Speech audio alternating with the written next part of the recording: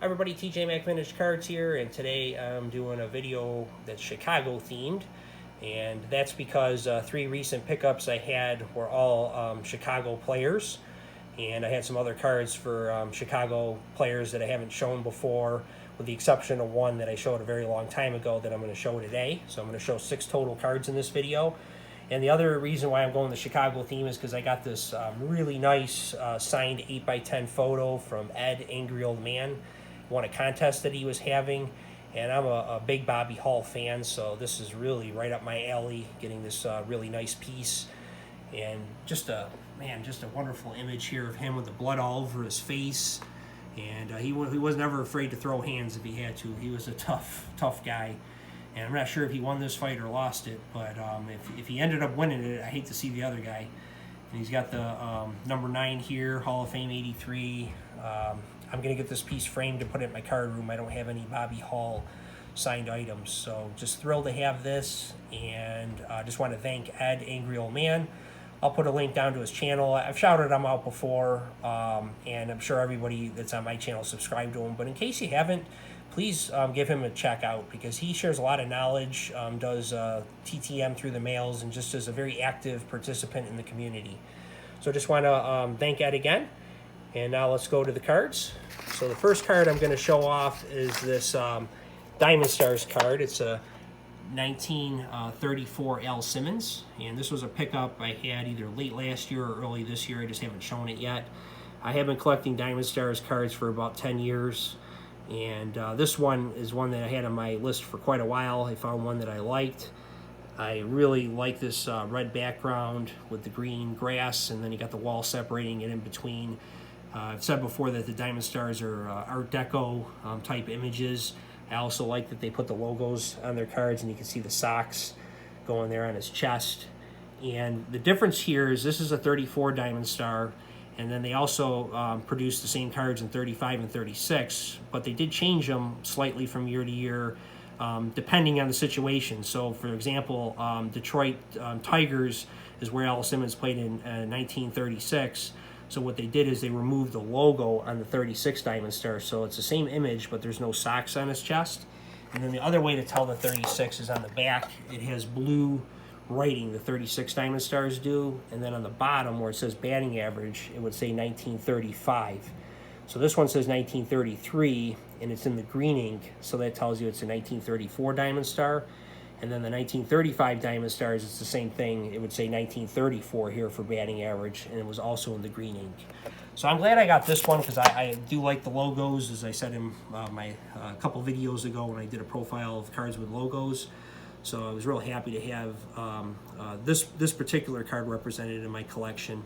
And Al Simmons is one of those players that's very underappreciated in baseball history. He's a name that I think people know, but they don't really know a lot about him, I would guess. And I know a lot of people talk about Frank Robinson as being underrated, but I think it's almost to the point where he's really not that underrated, because everybody says he's underrated. Where Al Simmons is, he was a guy that hit 334 in his career, which was better than Stan Musial, Rod Carew, Wade Boggs. He had just under 3,000 hits, he had 307 home runs, and he drove in over 1,800 runs, 1,828, I believe. And he was top 5 all time when he retired in runs batted in. He had 11 straight seasons where he hit over 300 and drove in 100 runs. He won 2 batting titles. He played for those super teams of 1929 and 1930 for those Philadelphia A's World Series teams that, again, won it in 29 and 30. They had Mickey Cochran on that team, Jimmy Fox, Lefty Grove, Bing Miller, and then you got Al Simmons here. So they were just some great teams of that time. To tell you how good they were, between 1927 and 1971, the Philadelphia A's were the only team other than the Yankees to win back-to-back World Series. The Yankees did it 4 times, and in fact they won 5 in a row at one point and 4 in a row at another point in their history. So they were really the dominant team of that era, but the Philadelphia A's were a good rival for them in the late 20s, early 30s. And they did have some great teams until the cash ran out and Connie Mack had to saw off the players. So Al Simmons went from the A's over to the Sox. And he had some good seasons with them as well. So I just wanted to share this card and just shed a little light on the kind of player Al Simmons was. Next up, this is a very recent acquisition. I've been saying in a couple of my videos that I needed the Tiffany version of the Andre Dawson to do my 30-card case from that year of key cards from 87 Topps Tiffany. I finally got it. So I got this one in a grade 9. And interesting here is Andre Dawson won the MVP in 1987, so I definitely wanted to have him represented in my case. Hall of Famer, and of course as well. But he only hit over 30 home runs 3 times in his career, and when he hit 49 this year was the only time he ever hit over 40. And he finished with over 430 home runs in his career. So he was a super player, certainly, Andre Dawson. But I just wanted to share this one because I'm excited to have this, and now I got the 87 Topps Tiffany 30 key cards done. So from 56 to 89, I only need a few for 89, and then I'm pretty much completed. Well, not pretty much, I'm completed with that run, other than if I decide to get the Tom Seaver or not. That's the only key card of a Hall of Famer that I wanted in my case that I didn't have. And then I also, the Pete Rose from 63, like I said, I'm not sure if I'm going to get those 2 or not, but I have everybody else. And I have 30, even though I don't have the Seaver and the Rose, I have 30 cards to put in those cases.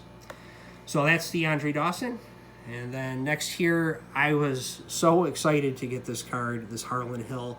This is a card that I've been wanting to get for a long time. I'm really passionate about my vintage football cards. I think vintage football, unlike baseball, there's just so much history to be learned about it. With baseball, you have the Ken Burns documentary and so many books, but 50s football is a little bit of an uncharted territory for me, and I just enjoy learning about these players so much. And this guy here that you're looking at, Harlan Hill, this is his rookie card from the 55 Bowman set. He came into the league in 1954. He was arguably the best player in football for a 3-year period from 54 to 56. He was a wide receiver. He came out of a teacher's college in Alabama. He was a 15th round draft pick. And the Heisman Trophy equivalent in Division II is now called the Harlan Hill Trophy. So the Division II Heisman equivalent, again, is the Harlan Hill Trophy. That's still that name to this day. So that right there kind of tells you a little bit about the player that he was. And he won the NFL MVP in 1955, again, as a wide receiver. He averaged 25 yards a catch one season, and in his career, he averaged over 20 yards a catch.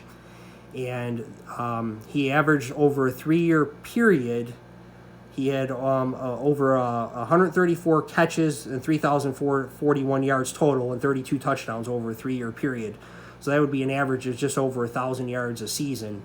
And during that time frame, there were only 3 wide receivers that had over 1,000 yards from 1954 to 1956. But Harlan Hill was the only guy to do it twice. So I'm just super thrilled to have this card. It is a beautiful image. You can see the Bears logo here. I love the 55 Bowman set with the bright white around it, almost that angelic type appearance. I'm going to flip this back over here. And I love the back on this card, not because of the look of it, but just because of what it says. It says, most outstanding NFL rookie in years, described as another Don Hutson. #1 pass receiver for Bears last year, led the league with 12 TD passes and a 25-yard average gain in pass receiving.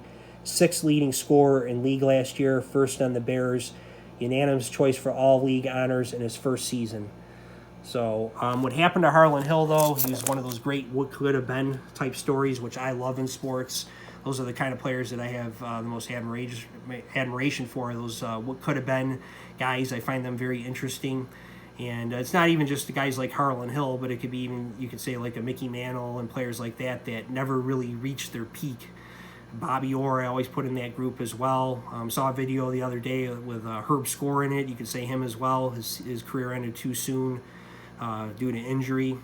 And with Harlan Hill, he suffered a separated shoulder, cost him 4 games in 57. Then he ruptured his Achilles tendon, and he was never the same player again. He did play some more years, but in his last 6 seasons, he only caught 99 passes for 1,676 yards and 8 touchdowns. And that's really how he finished his final 6 seasons. It was just an injury-riddled career. So I'll never get in the Hall of Fame, but he was just really an outstanding player for his time. And I just am so happy to finally get this card. And for those who think all cards are really expensive, if you find those players you connect to, it doesn't always have to be Hall of Famers. I mean, I got this card for about $20. and it's a card of a player that would have been a Hall of Famer had he been healthy a little longer. And the next card here I'm going to show is this 68 Topps Gayle Sayers, the Chicago Bears. I showed this one very early in my channel when I did my 68 Topps set profile, and just a really nice card of him. Shows that expression on his face, a very serious man. And where the difference between him and Harlan Hill is, Harlan Hill had 3 good seasons, 3 really great seasons. Gayle Sayers had 5 really great seasons, and that's why he's in the Hall of Fame. But Harlan Hill was a supremely talented player like Gayle Sayers was. There's just more footage of Gayle Sayers out there that you can actually see. Here's the back of the card.